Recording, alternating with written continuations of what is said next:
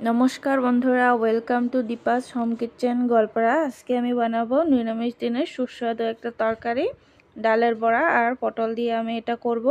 तो एखाने आमी डालगुलो आगे थेके भिजिए रेखेछिलाम प्राय 1 काप मतो डाल।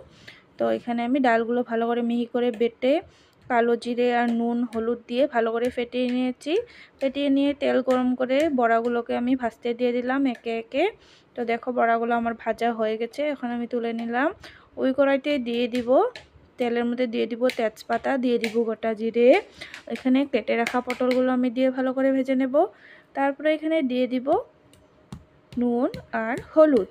নুন আর হলুদ দিয়েও আমি এখানে পটলগুলোকে ভালো করে ভেজে নেব।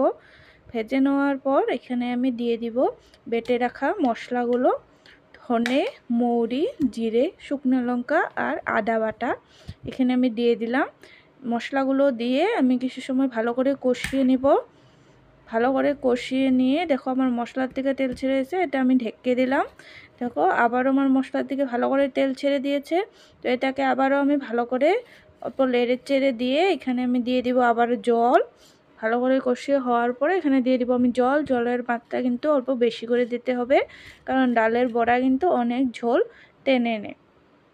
তো এখানে আমি ঝোলগুলো ফুটে গেলে, জলটা ফুটে গেছে, জল ফুটে গেলে এখানে দিয়ে দিব ডালের বড়াগুলো। দেখো আমি ডালের বড়াগুলো দিয়ে দিয়েছি। এখন আমার ঝোলটা প্রায় 5 থেকে 6 মিনিট ভালো করে ফুটে যাবে। ফুটে যাওয়ার পরে এখানে আমি দিয়ে দিব গরম মশলা বাটা। তো গরম মশলা দিয়ে এখানে আমি কিছু সময় ভালো করে লাড়িয়ে নিলাম।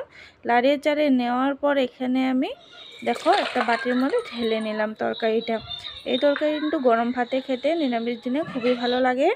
তো তোমরাও একদিন বানিয়ে খাবে। আমার ভিডিওটা যদি তোমাদের ভালো লাগে তাহলে একটা লাইক আর অবশ্যই সাবস্ক্রাইব করে দেবে নতুন নতুন ভিডিও পাওয়ার জন্য। আর আশা করব প্রথম থেকে শেষ পর্যন্ত ভিডিওটা দেখবে।